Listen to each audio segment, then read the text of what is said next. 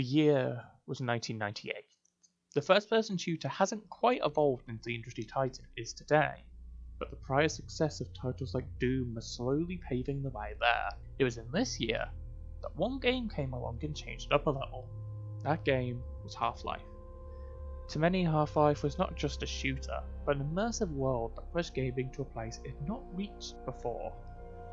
I personally was not born until 2001, so I did not get to experience Half-Life in its original time. Yet, I was fully aware of the legacy that such a title had garnered. To this day, I have not played Half-Life, but I have played Black Mesa. Black Mesa began its life around 2005 as a fan-made attempt to improve a remaster of Half-Life.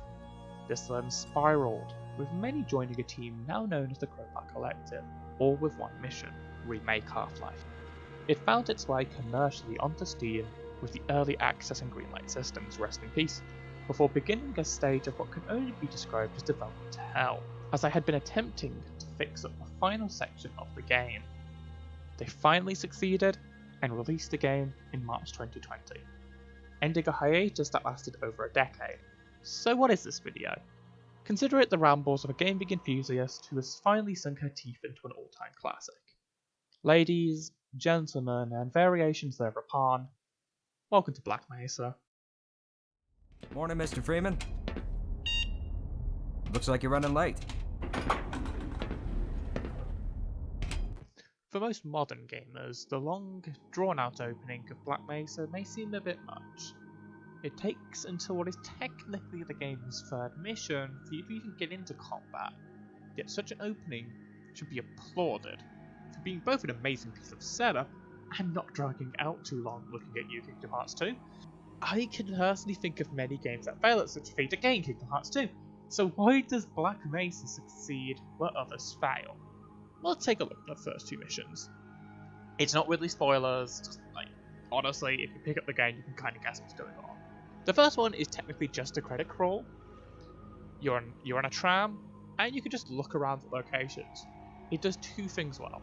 The first is that you can just not pay attention or load the next level, and you miss nothing really. You won't be tested on this knowledge, it's just pretty. The second thing is that if you do pay attention, you get an early taste of the scope of the Black Mesa compound and how it normally operates. This feeds into the second mission, where it is just a normal day filled with rude scientists, little side jobs, and a task to perform. To see where the norm is, and then for it to be taken away from you, it just draws you in. If the incident had already occurred, seeing dead scientists would be far less compelling. The same is true if all has just occurred in a cutscene. The fact that it's interactive gets you more immersed in the world, and I am a very big fan of this. And it is just skippable. If you want to have a new playthrough, you can just load mission 3, you're right in the action. You have no obligation to touch the opening, but you only get benefited if you do. Now that we have the brilliant introduction out of the way, what is Black Mesa even about? Well, to put it simply, you play as Gordon Freeman, a scientist whose favourite instrument is the crowbar. One day, an experiment accidentally punctures a hole in reality, allowing aliens to storm the compound, leaving you as one of the sole survivors. It is up to you to somehow close the portals, while dealing with the creatures from Zen, and the military who has decided the best course of action is to murder the only people who know how to stop it. And that's about it. This isn't a game designed with a huge story in mind, but where it shines is what happens along the way. You slowly meet survivors who will give you tasks, help you out, or just talk to you. And I can respect a story that makes up for its emptiness by having good interactions instead. Plus, having someone tell you to go to a place is much better than just a little pop-up saying, hey, go here. And by the end of the game, you get a really nice reveal, told only through visuals, that changes how you perceive an entire enemy type. And I was just there oh yes. Sorry, I love good storytelling, and that was some good storytelling. And it's just told by letting people think. I don't want to be that kind of classic games over modern games. As I said, I was born in 2001, but you wouldn't really get that now. While I wish the story was a greater aspect, it's not everything. as I said, how it portrays its story, it does really well. Now, obviously, I can't compare it to the original, well, that can be a running theme here, but I can imagine the original did it quite well too. Besides, sometimes all you need is an excuse to grab a crowbar and a gun.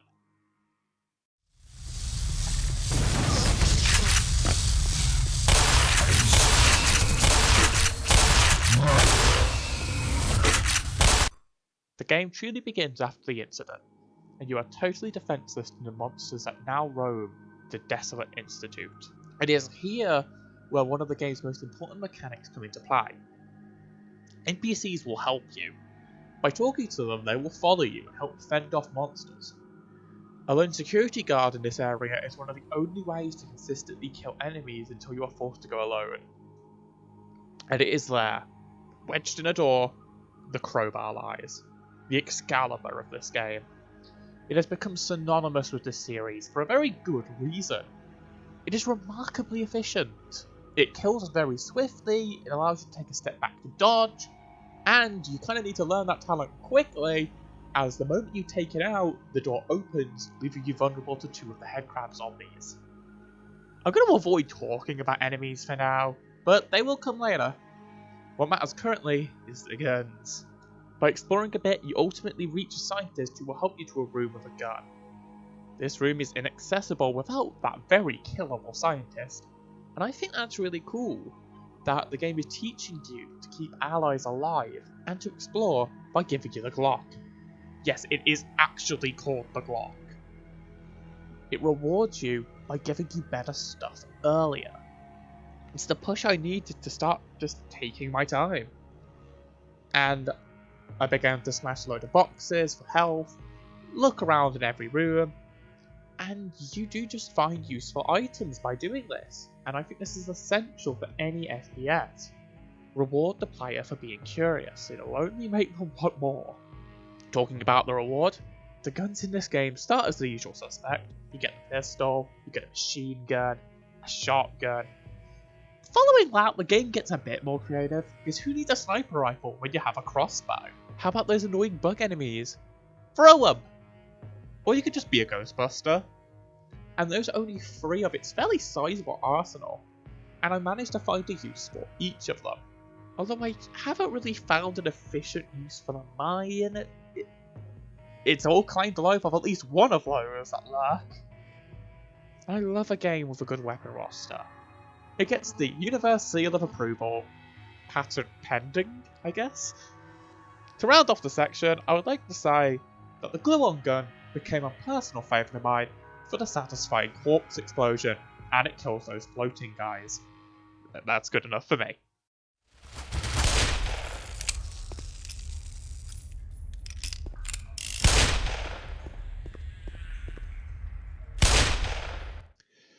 The first monster you face in combat is the head crab, perhaps the most iconic part of this game, not to be mistaken with the very similar monster from Alien.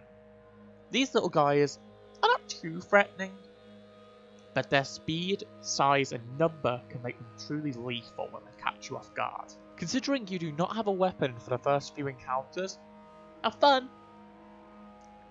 In my eyes, what makes these guys stand out is not them on their own, it's what they do to their victims.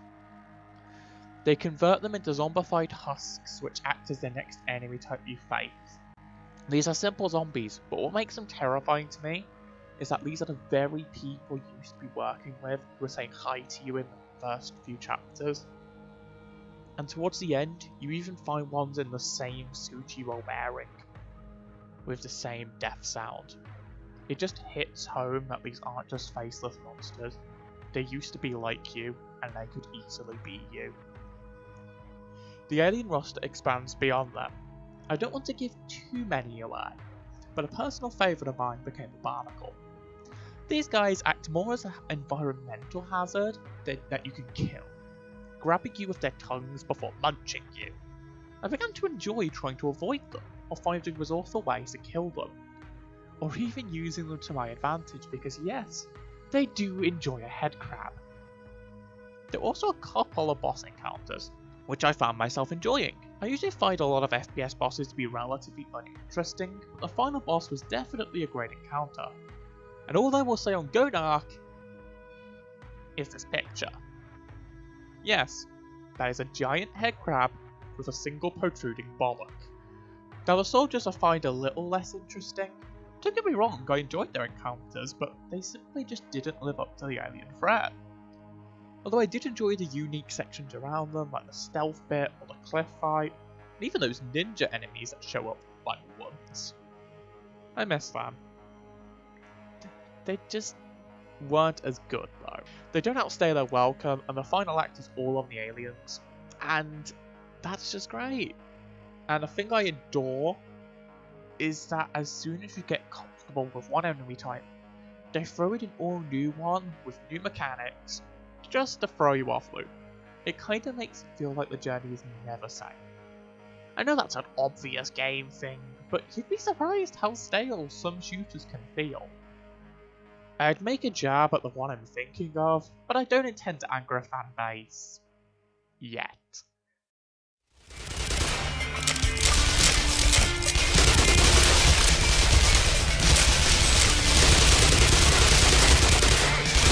Graphically, I think the environments are stunning.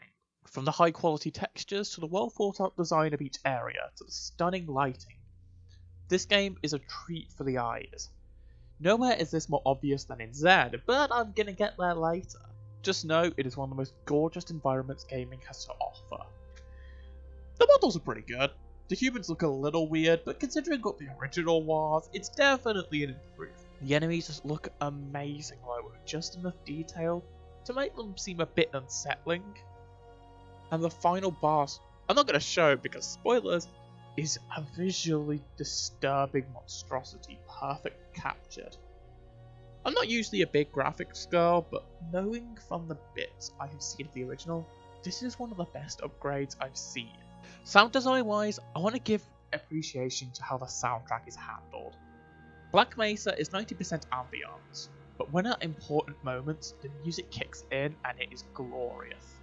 There is nothing like killing an alien menace just as the soundtrack ramps up. It just makes you feel like a badass. Past that, everything sounds fine. I would normally have more to say, but music's not really the focus here. The focus, of course, is the levels. They were a joy to get through. At the end of the day, good level design can make or break a video game, and for the most part, this is good. The variety in locations is really nice. You kind of start in this torn apart facility, but you move on to canyons, an active radioactive core, and then Zen. Location ideas, they tend not to outstay their welcome. Except the ones that do. I can think of two. Surface Tension and Interloper. Both are fine levels, but just kinda go on, and by the end, you just get tired. Especially Interloper, I think it's by the 5th conveyor belt sequence, I was so okay, I get it, can we get on? Regardless of that, it's still fine, and they're just 2 levels. What I love about this game is that unlike other 90s shooters, each level feels like a natural step from the next. It makes it feel like the relatively standard missions of Black Mesa feel like a living world. After all, these are a lot more linear than games like Doom, but I take linearity for consistency. Technical difficulties remained at a minimum too. There was only one major crash and one soft lock.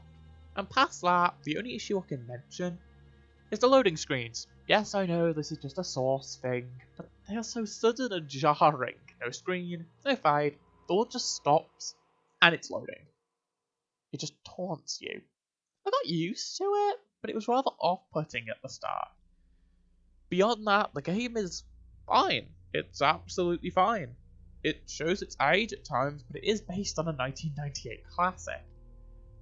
But there is only one part that truly feels modern.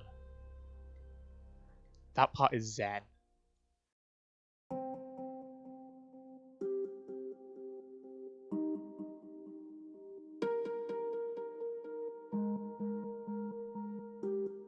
Zen is perhaps one of the greatest feats to be performed in any remake. This part of the game took about 5 years to produce and it shows. The area is a visual masterpiece. I beg of you to finish it without using the flashlight, just so you can truly absorb the natural lighting. Zen feels perfectly alien. Nothing really feels familiar and nothing really feels normal, and that is why it's so captivating. It truly feels like you are alone. Yet it is not until the end does it feel like you're in enemy territory. Up until then, it just feels like you're up against the ecosystem. And the variety it gives you is amazing. You'll be going from floating islands to a deep jungle to an abandoned research lab, which has one of the creepiest enemy reveals in the whole game, to a canyon being chased down by Gonark. Gotta love Gonark. This feels like where Black Mesa hit its stride. And it is made better knowing that this was basically just new content, as many players seem to feel that the original Zen is not that good. I can't say I've ever played the original, but this is certainly a way to go out. And the ending. I can't say much, but hearing about the G-Man is nothing compared to seeing him in the flesh. After slowly noticing him around the facility, for him to finally come out of the shadows and speak left me with both a sense of fulfillment and a sense of mystery. There are just so many questions I'd like to ask, like, who are you? Who are your employers? How the hell did you make it to Zen? Like, why are you involved in this? And what do you mean? There's just a lot that I'm excited to see be brought up in later titles. I really think that Zen is an experience that any gamer should just give a shot, even if it's just once. It is nothing short of spectacular. Before I finish the review, I want to give a few tips. Shotguns are by far the most efficient way to kill those dog dudes. Use them! Learn to kill headcrabs with the crowbar, you will thank me later. Don't worry too much about conserving ammo, there's enough. You know those health and armor restock units? Just use them, like, don't worry about saving them, there's enough. And you are a monster if you don't get the PhD in pacifism achievement. Don't look it up, it will pop. Just be moral. So Black Mesa is pretty good. In my opinion, there's a category of remakes that can be described as being better than they have any right to be. And I feel this falls into that. It has flaws. The levels show their age, and its story is just a little on the weaker side. And it has what can only be described as gaming's most confusing ladder controls. Seriously, I have no idea how you get off from, I just kinda winged it. Yet in spite of that, it is perhaps the best way to play the classic. If you're looking to scratch that FPS itch, there aren't many better choices than Black Mesa. If I had to give this game any kind of rank, get like a gold medal or something, I don't know, I'm not, like, it was a joy to play from finish to end. I wouldn't say it's the highest ranking in the world I could give, but like, it's still an amazing standard for a game. And it is yet another example as to why fan projects should be welcomed and not shunned. Anyway, this is kind of a bit of a one-off review. I want to go into more video essay-like content, but if you did enjoy this, please like, please subscribe, and why not share your thoughts on this title? Or give feedback. Not just tell me about your day, I'd just like to read comments. Anyway, stay safe, wash your hands, play some video games.